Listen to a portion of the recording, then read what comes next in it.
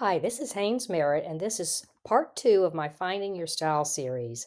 I'm going to take you through the tools and painting elements I often use in my work. Here I'm taking the painting that I started in part one, and I'm adding Woody Stabilo pencil marks. I'm just making some random marks in colors that I think are complementary. Sometimes when I don't know where I'm going, I like to use these. I like to use them at the beginning. And I also like to sometimes use them at the end.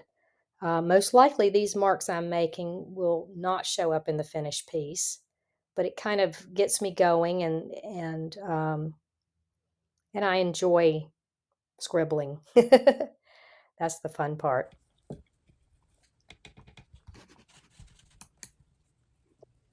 Okay, so I have my marks down and I'm going to add a little paint.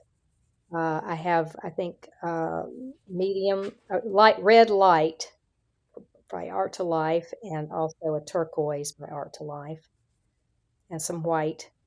And I'm just going to make some random marks, not really caring at this point where I'm putting them, using my shop towel to remove some extra paint. Just adding some color.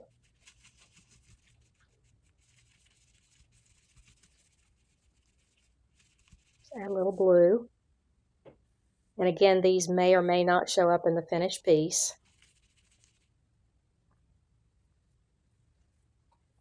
I think later I decide that I really don't like these circles or so much red. But for now, it's the direction I'm going in. Sometimes there's a bit of color in the end that's just peeking through, and that's kind of what I'm going for here, is having enough layers of interesting marks and texture and color, and eventually I'll decide where the painting is going to go. Sometimes it does help to turn it around, so you're looking at it from a different perspective. I think I was mixing some color here and just decided I didn't like it. It wasn't going to work, so I stopped that. Okay, so here I'm adding some more marks in an apple green. Very much the same shade as the collage paper I had put down. Mixing a little bit of the turquoise and the white together. Right now, what I'm doing is covering up some of the places where the collage paper um, came up when I sanded it in the first video. So I'm just kind of covering that up. One of the things I discovered this week, and in a previous video I did, working on these two videos for this series, is that it's very difficult for me to paint and record at the same time because I'm trying to hurry and I often put marks down that I wouldn't normally put down, which can lead to some interesting, uh, lead me to interesting places in a painting, but I found that I was in too big of a hurry recording. I was very conscious of the time.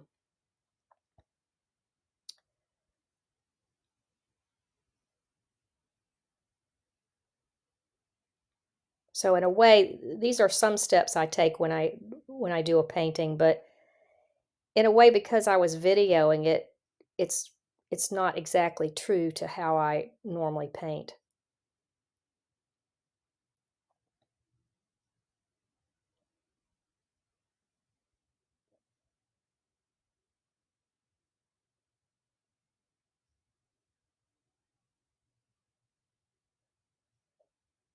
I like this red, but I think I decided at the end that it just didn't fit with this painting. But you'll see some hints of it at the very end.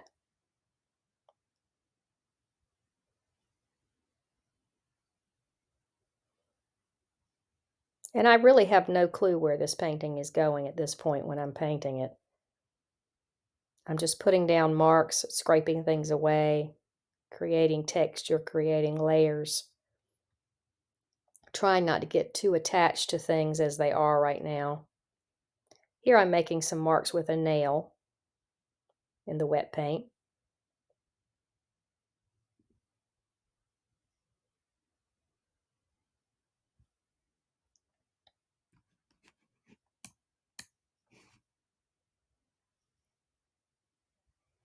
All right, now I'm starting to add some white here. I'm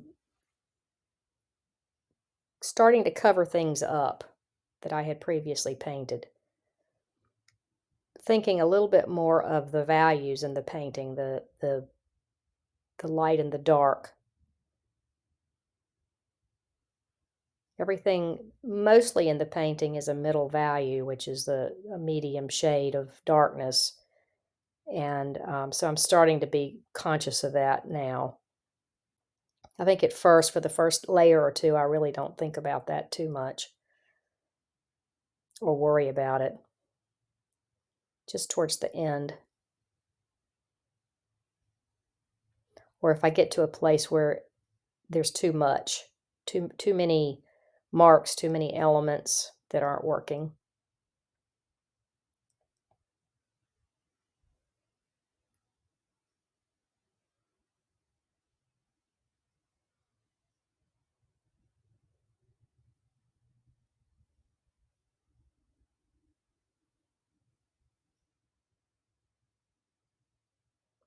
When I use the scraper like that, it leaves a textured look and it leaves some of the background color behind.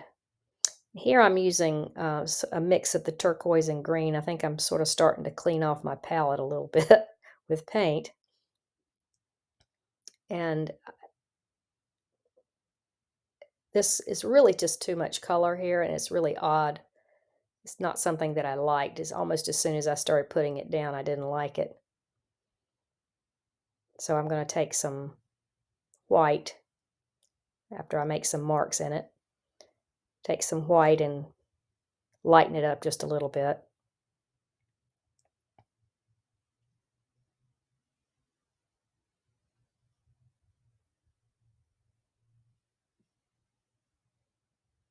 It's interesting how a painting comes together, and it's like adding and taking away and adding and taking away. And,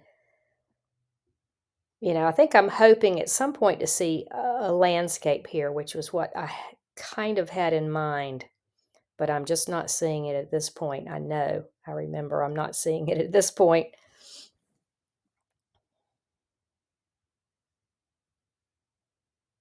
I'm making some marks with a nail again.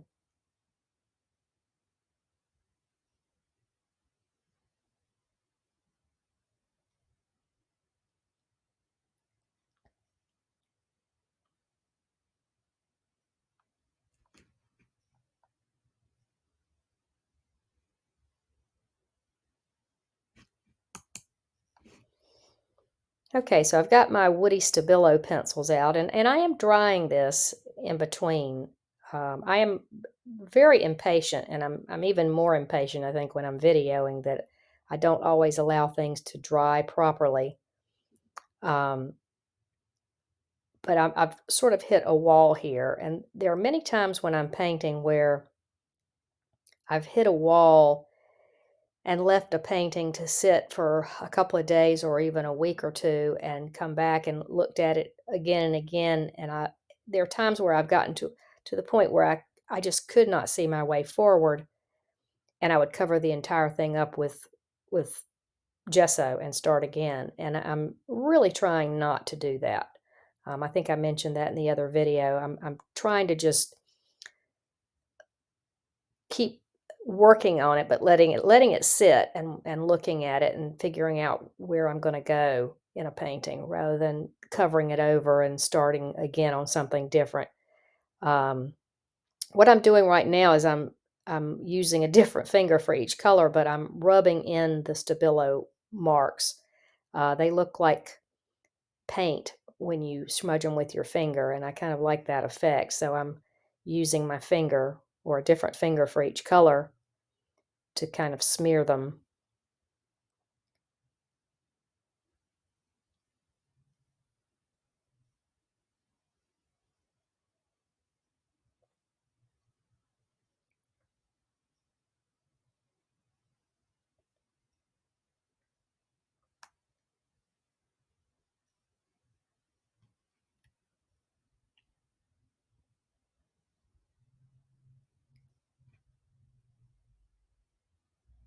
And I will give you a hint, none of these show up in the end. Sadly. There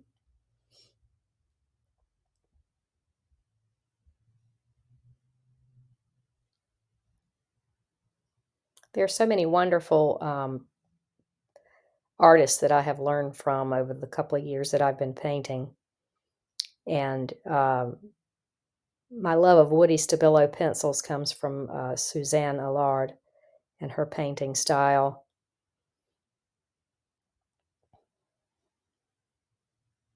I can thank her for that. She introduced me to a lot of beautiful mark making tools, the Posca pens and the woody Stabilo pencils.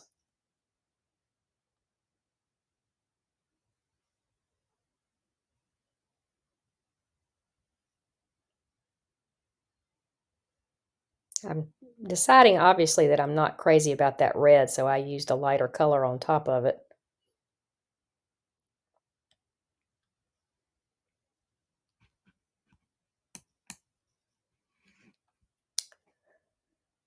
Okay, so I had already given it a squirt before I realized that the camera wasn't on, but I'm using a turquoise alcohol ink, and I'm spraying it with water to create some drips in the painting now. Again, it's chaos, but it's organized chaos.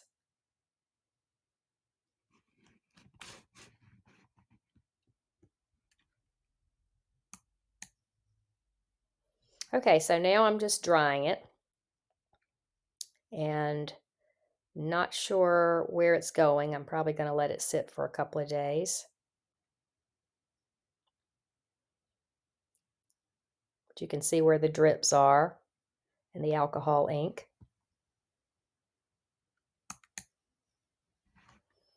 Okay, so now in between this shot and the last one, I decided that I was going to worry about the values again and add some more black paint and start to cover up some areas that are not working. So I'm beginning to think about the design of the painting at this point.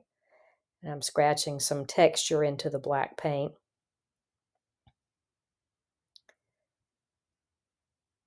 But I want to have more areas that have black and more light areas in contrast, because that's where the eye travels in the painting.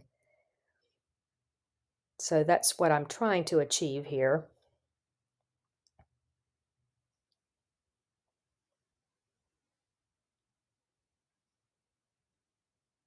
I want to have some different shapes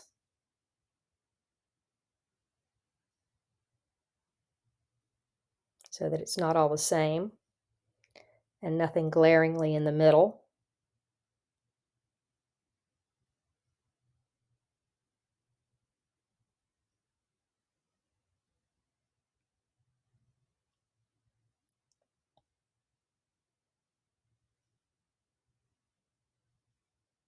You can tell when I'm hesitating. I'm thinking about, okay, where do I want to put it?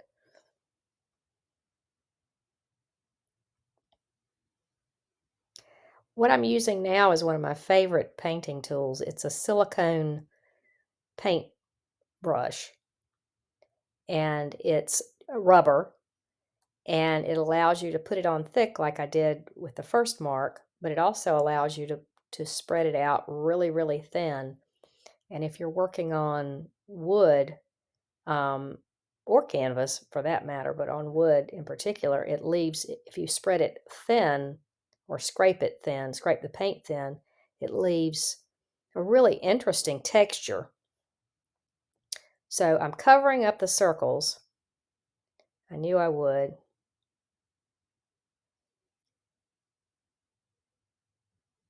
Giving myself a little more light here, and as far as the values in the painting, getting rid of some of that blue and green.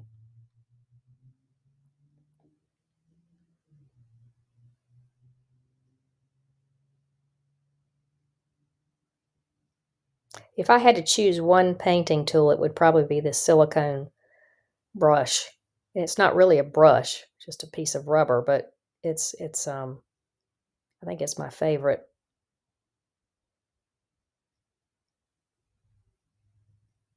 I think I've covered a lot of the tools that I use in these two videos. I've covered the trowel and the silicone spreader and the woody pencils, and I'll have some more things before the end. I sort of broke out my toolbox, my favorite toolbox. My sander, oh gosh, love the sander.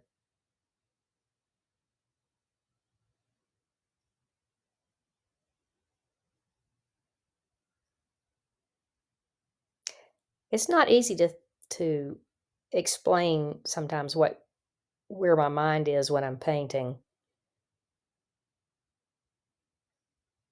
Usually I have music going.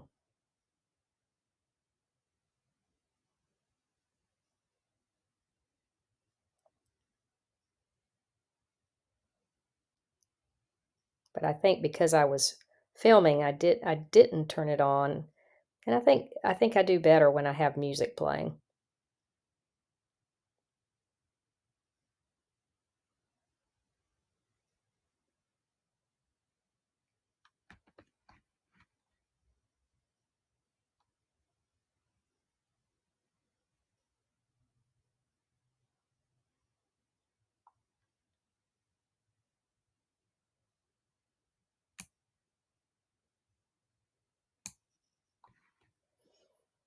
Okay, so now I'm going to use a little bit of the turquoise alcohol ink. And as you see, I've covered up a lot of the painting. And I'm going to use the alcohol ink this time as more of a wash.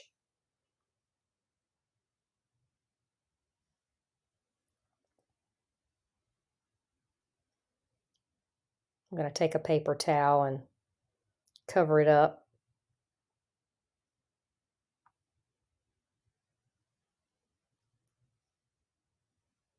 Spread it around. This stuff dries pretty quick, so you kind of have to go at it pretty quickly with a wet towel. But I'm just going to spread it so that it's got just a light blue all over. This is where you can really make a mess.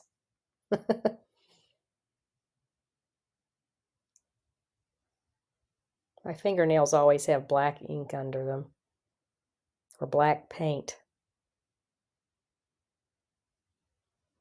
So now is when I really felt like I started to kind of have a landscape here.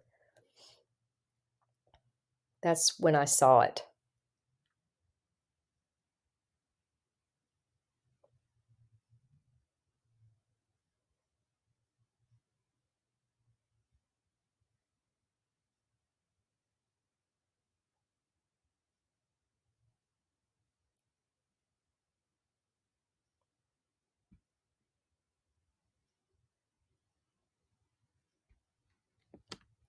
So now I have some sort of some rope that I found on the beach, very stiff rope,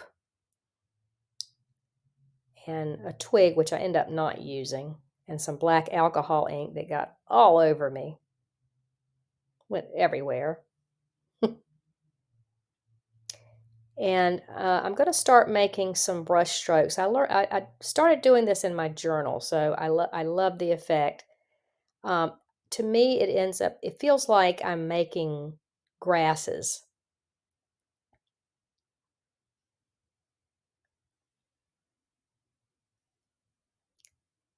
and they have a really random appearance because of the stiff rope.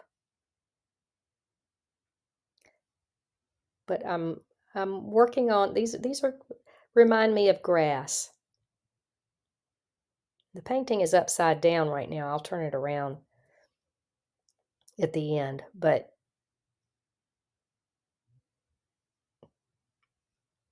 that's what I'm doing, is making grasses. And now that's black alcohol ink, by the way. And now I'm going to use a terracotta alcohol ink and a turkey brown alcohol ink. And I'm going to take a wet paint brush and dip it in the paint and just flick it onto the painting with the paintbrush. And to me, that looks like the little seed pods on dry grasses. And if I hadn't played with this in my journal, it's something that I would have never thought to do. But that's why having a journal is so important, because sometimes you just hit on something that just really speaks to you, and you can use it in your work and appropriate places. But the spatters remind me of the seed heads on dried grasses.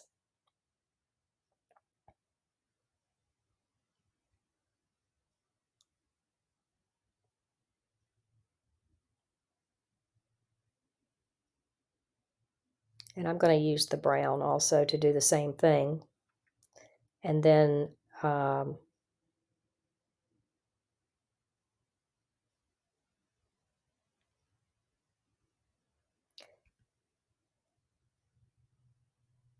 this is the turkey brown that I'm getting ready to pour out.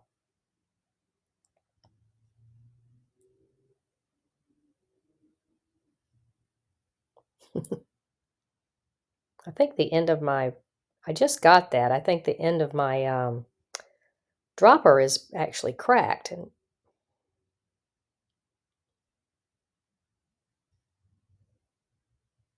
I have to be careful with that. And this is a green gold high flow paint. So I'm going to take a brush on both of those colors and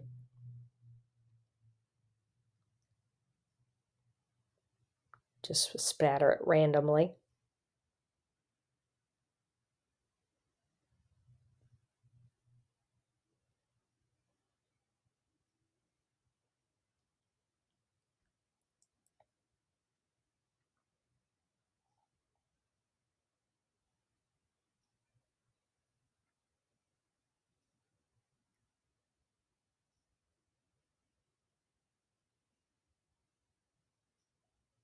By the time I finished doing this, I had it all over my glasses and my face.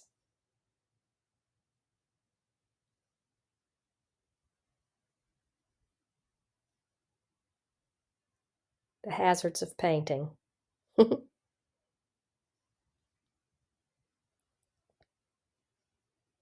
There we go.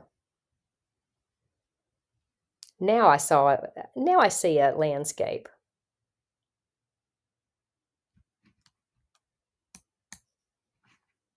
Thank you for watching this video. I named this painting Through the Fields.